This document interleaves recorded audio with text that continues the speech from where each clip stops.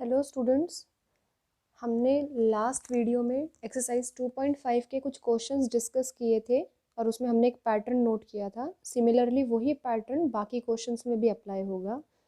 आज हम डिस्कस करेंगे बाकी के कुछ क्वेश्चंस ऑफ एक्सरसाइज 2.5। हाँ जी, क्वेश्चन नंबर 4 से स्टार्टिंग कर रहे हैं। क्वेश्चन नंबर 4 में हमें y गिवन है x plus under the root 1 plus x square whole to the power m। हमें फाइंड करना है yn एट 0। स्टार्टिंग कर रहे हैं। हमें क्योंकि टू प्रूफ में कुछ दिया नहीं है तो हम लेकिन पैटर्न सेम ही रखेंगे। y is equals to x plus under the root 1 plus x square whole raise to power m। अब इसको क्या करेंगे, y1 निकालेंगे। फर्स्ट डिफ्रेंशिएट किया है इसको विद रिस्पेक्ट टू x, तो हमारे पास देखो क्या आएगा, पावर सामने आएगी, आ गई पावर में से -1। अब जो ये बेस है, जो ब्रैकेट की टर्म है, इसका डेरिवेटिव आएगा।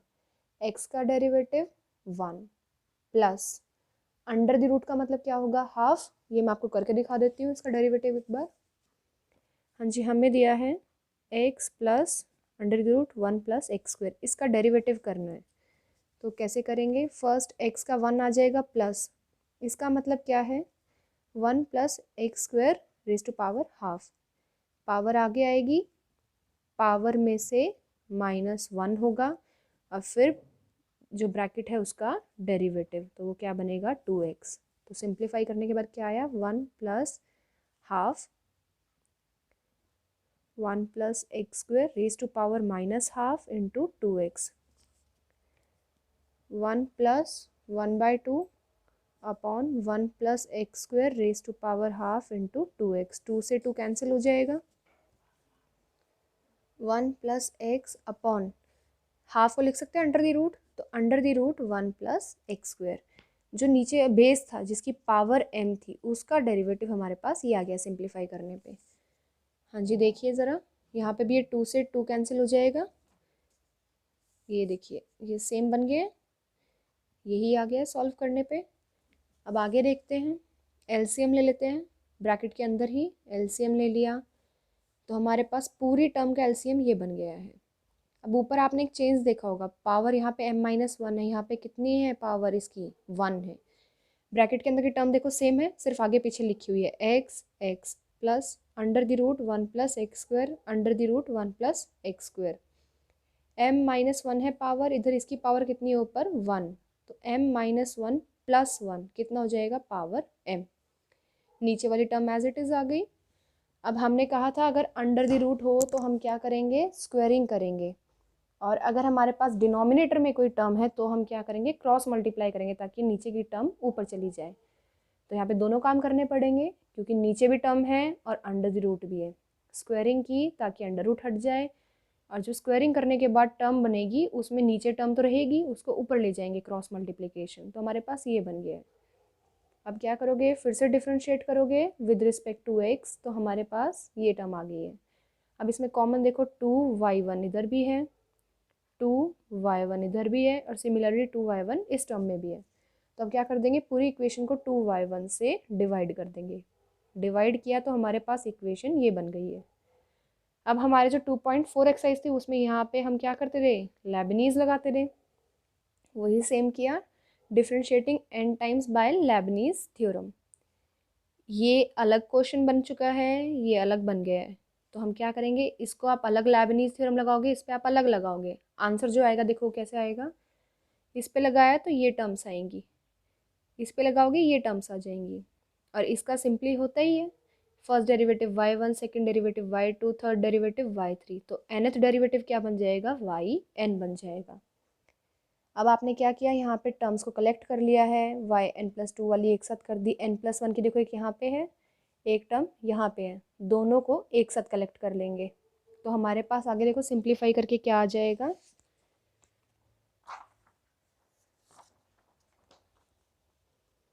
जब हम सिंप्लीफाई करेंगे हमारे पास ये इक्वेशन आई, तो हमने इसमें भी yn यहाँ भी है, yn यहाँ भी है, n से n कैंसिल हो गया है, तो हमारे पास ये इक्वेशन बनी, इक्वेशन 4 आ गई।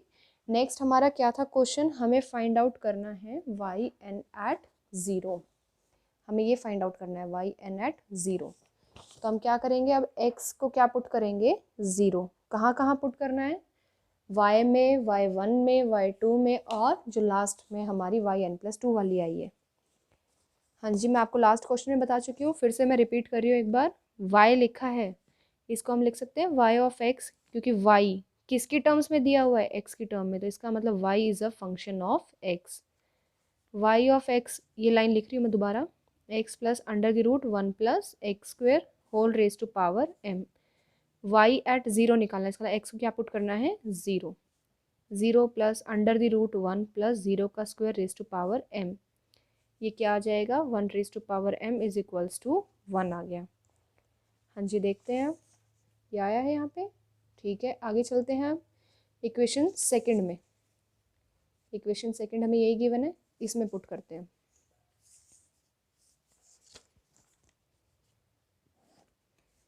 हाँ जी, हमें y1 लिख लो या फिर y1 ऑफ x, क्योंकि y किसकी टर्म में है, x के में, तो y1 भी किसकी टर्म में आएगा, x के टर्म में। M Y under the root 1 plus x square हमें निकालना कब है, जब x की वैल्यू क्या हो, ज़ीरो हो। M Y upon under the root 1 plus zero.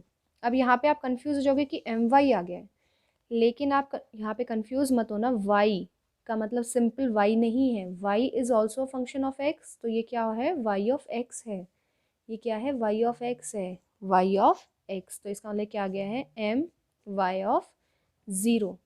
आपने अभी भी निकाला है, एम वाई ऑफ ज़ीरो क्या था, 1 आया था, तो ये क्या बनेगा, m आ जाएगा। y1 एट ज़ीरो आ गया हमारे पास m। सिमिलरली ऐसे ही हम बाकी दो इक्वेशन से इनको भी निकालेंगे। y2 ज़ीरो, ये कहाँ से आएगा आपके पास, इक्वेशन नंबर थर्ड से आएगा। ये आपकी इक्वेशन नंबर थर्ड, इसमें चेक करते हैं कैसे आया है।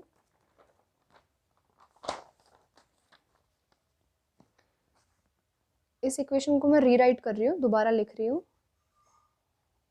X x y1 x is equals to M square y at x। हमें कब निकालना है, at x equals to zero पे, तो जहाँ जहाँ पे x है वहाँ क्या पुट कर दोगे, ज़ीरो।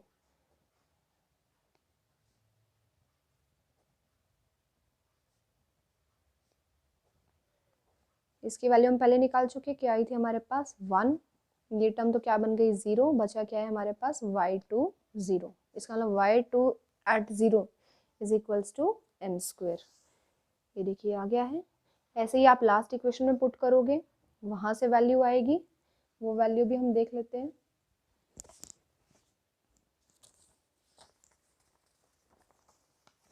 इस इक्वेशन में पुट करते हैं, पहले इसको लिख लेते हैं x की फॉर्म में, ताकि आपको कंफ्यूजन ना हो।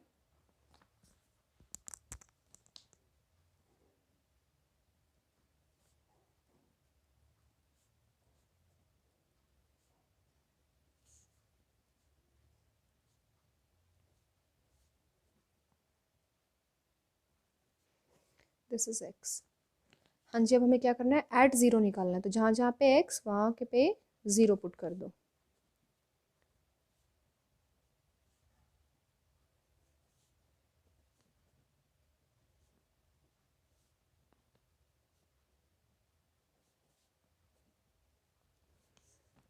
ये टर्म देखो हमारे पास क्या आ जाएगी, yn+2 एट ज़ीरो, इसमें ज़ीरो आ गया तो पूरी टर्म ही क्या बन गई, zero, equals to M square minus N square yn zero. ये इक्वेशन फॉर्म होगी at the last.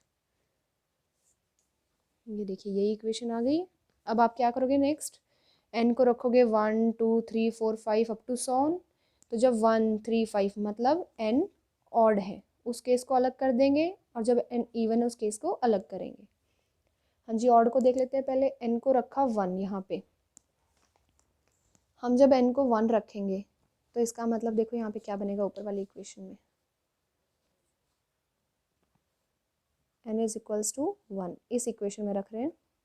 y1+2 at zero is equals to M square minus 1 square y1 zero, y3 zero, क्योंकि 2 + 1 is 3, M square minus 1 square y1 zero निकाला हुआ है हमने ऊपर, y1 zero is m। ये क्या आ गया, साथ में m आ गया। हाँ जी, देखिए सेम है। अब नेक्स्ट हम क्या करेंगे, अब n को पुट करेंगे 2, n को जब हम 2 पुट करेंगे सेम फॉर्मूला में तो क्या आएगा, 2 + 2 @ 0 is equals to m² - 2² y2 0। ये क्या बनेगा, m² - 2² y2 0 निकाला हुआ है ऊपर m²। ऐसे ही आप आगे निकालोगे तो आपके पास y5 y6 up to sworn. अब हमें जनरलाइज करना है। जनरलाइजेशन देखिए कैसे करेंगे, पहले हम कर चुके हैं। m² - 1, हाँ जी, नेक्स्ट में m² - 3², मतलब टर्म्स इंक्रीज हो रही है। तो yn, अभी मैं सिर्फ n ऑड है उसके लिए जनरलाइज कर रही हूँ। जब यहाँ पे 5 था तो टर्म कहाँ तक गई, 3 तक। 3 का मतलब क्या होता है, 3 का मतलब हो जाता है हमारे पास कि 5 में से 2 माइनस हुए। तो यहाँ पे देखो n है, स्टार्टिंग तो m से हुई, फिर -1 हुआ, फिर 3 हुआ, m से 1 3, उसके बाद क्या आएगा 5 7, मतलब ऑड टर्म्स माइनस हो रही है। तो लास्ट में लेकिन कहाँ तक गया है, 5 के केस में गया है 3 तक, तो n के केस में कहाँ तक जाएगा, n - 2 तक। अब इवन की बात कर लेते हैं। इवन में क्या आ जाएगा हमारे पास, 4 वाला भी देख लिया हमने, 6 वाला आ गया है। इसका भी एक पैटर्न बनेगा, थोड़ा ध्यान से देखिएगा। m² - 2², m² - 4², इसका मतलब m में से हमेशा एक इवन नंबर का स्क्वायर माइनस हो रहा है। तो n में क्या होगा, पहले m² आ गया, फिर 2 का स्क्वायर माइनस हुआ, फिर 4 का स्क्वायर, फिर 6 का स्क्वायर, अप टू सॉन। लास्ट हम देखते हैं, यहाँ 6 है तो कितना माइनस हुआ लास्ट, 4। 6 से 4 कब बनेगा, जब -2 करेंगे। तो इसको लिख सकती हूँ 6 - 2 का होल स्क्वायर। तो n के में क्या आ जाएगा, n - 2 का स्क्वायर। ये कब है, इवन। और दूसरा केस किसका था, ऑड का। हाँ जी, अब सेम है क्वेश्चन नंबर 7, इसका और देख लेते हैं। इसमें हमें दिया हुआ है y गिवन है e⁴a sin inverse x, prove that they दिया है हमें। फिर से प्रूव दैट हम ऐसे कर चुके हैं, और डिड्यूस करना है। अब हमें limit x tends to 0 yn + 2 upon yn is equals to n² + a², hence find yn 0। इसका मतलब 3 काम करने हैं अब हमें। फर्स्ट तो हमें प्रूफ करना है, सेकंड में हमें ये दिखाना है, थर्ड में हमें ये फाइंड आउट भी करना है। हाँ जी, सेम फॉलो करेंगे पैटर्न। y हमें क्या दिया है, a sin inverse x e⁴a sin inverse x। First काम हमारा differentiate with respect to x, y1 आ जाएगा। e⁻ में कुछ भी हो, फर्स्ट तो एज इट इज रहेगा, फिर पावर में जो भी है उसका डेरिवेटिव। अब हमने देखा ये टर्म तो फिर से क्या बन गई, जो हमें गिवन थी ऊपर y है, ये तो रख दिया इसको y, और ये टर्म एज इट इज। इसको ऑब्जर्व करो, y1 में क्या क्या है, डिनोमिनेटर में भी टर्म है, अंडर द रूट में भी है। तो दोनों काम करेंगे, स्क्वायर भी करेंगे और क्रॉस मल्टीप्लाई भी करेंगे, इसको ऊपर भी लेके जाएंगे। स्क्वायरिंग की एंड क्रॉस मल्टीप्लाई किया तो हमारे पास ये टर्म आ गई है। इसको फिर डिफ्रेंशिएट किया तो हमारे पास ये आ गया, क्योंकि ये दोनों फंक्शन किसके हैं, एक्स के। तो क्या होगा, एक बार ब्रैकेट वाली term as it is, y1² का डिफ्रेंसिएशन, फिर एक बार क्या होगा y1² एज इट इज, और ब्रैकेट की टर्म का डिफ्रेंसिएशन आ जाएगा, और इधर वाली टर्म का इजीली आप कैलकुलेट कर सकते हो। अब हम सब में देख रहे हैं 2y1 2y1 2y1 कॉमन है, तो क्या कर रहे हैं, डिवाइडिंग बाय 2y1 कर दिया। डिवाइड करने के बाद हमारे पास ये आ गया है। अब जो प्रूव दैट होता है, आपको वहीं से आपका आधा आंसर समझ आ जाएगा कि कैसे निकालना है। प्रूव दैट में देखिए यहाँ पे 2 है, 1 है, n तो है ही सब में, लेकिन साथ में कौन है, 2 1। यहाँ पे आ जाओ, 2 आ गया, 1 आ गया, सिर्फ कौन रह गया है, n रह गया है। और n हम किससे ले आते हैं, differentiating n times bye Lebanese theorem. हाँ जी, लेबनीज थ्योरम लगा दी। इसके लिए अलग लगेगी लेबनीज थ्योरम, इसके लिए अलग से लगेगी। इसके लिए जब सॉल्व करोगे ये वाली टर्म आ जाएंगी यहाँ तक, इसके लिए सॉल्व करोगे ये वाली टर्म आ जाएगी। इसका सिंप्लीफाई हो ही गया है। फिर सेम आप करोगे, सिंप्लीफाई करोगे, जो एक जैसी वाली टर्म्स हैं n+2 वाली उनको एक साथ, n+1 वाली उनको एक साथ करोगे, और n वाली को एक साथ। हाँ जी, ये करने के बाद देखिए फिर आपके पास ये फॉर्म हो गया। फिर आप जो y है उसमें 0 पुट करोगे, y1 में 0 पुट करोगे, y2 में 0 पुट करोगे, और जो आपके पास लास्ट में n+2 वाली आई है ऊपर, उसमें भी x को 0 पुट करोगे। अब यहाँ तक का काम सेम हो गया। अब हमें जो बोला था टू प्रूव, अब हम उसको देख लेते हैं। उसमें एक टर्म एक्स्ट्रा पूछी थी हमसे, लिमिट x टेंड्स टू 0, ये लिमिट निकालनी है। तो उसके लिए हम क्या करेंगे, सिंप्लीफाई किया, हमारे पास yn+2 था, वैल्यू रख दी, yn हमने एज इट इज़ पुट कर दिया। तो ये दोनों क्या हो जाएंगे, आपस में कैंसिल आउट होंगे। मैं आपको एक बार सॉल्व करके दिखा देती हूँ। हमारे पास था yn+2 n² + a² yn, ये 0 पे था। हाँ जी, अभी मैं 0 की बात कर नहीं रही हूँ क्योंकि 0 पुट करने पे आएगा, divided by yn cancel out हो गए। Limit x tends to 0, x tends to का 0 मतलब होता क्या है, x बहुत ही पास है 0 के, 0 के इक्वल नहीं हुआ है लेकिन उसके बहुत पास पहुंच गया है। सपोज कर लो अगर ये 0 है, x यहाँ से आ रहा है, वो उसके बिल्कुल पास तक पहुंच गया है लेकिन वो अभी 0 नहीं बना है, इसको बोलते हैं x टेंड्स टू 0। हाँ जी, अब देखिए ज़रा, इसमें x था ही नहीं कहीं पे, तो इसलिए क्या हो गया है, हमारी टर्म क्या बच गई, n² + a²। हमने रख दिया इक्वेशन 6 आ गई टू प्रूफ वाली। अब कौन बचा है, yn at 0, वो हमने जो सिमिलर लास्ट क्वेश्चन में किया था वो ही करेंगे। n ऑड का अलग केस करेंगे, n इवन का अलग केस करेंगे। मैं होप करती हूँ आप सॉल्व कर पाओगे। हाँ जी, एक लास्ट क्वेश्चन और है लॉग का, वो हम देख लेते हैं। हाँ जी, इसमें हमें क्या दिया है, y दिया है x log x - 1 1 + x, prove that में हमें एक टर्म दे दी है।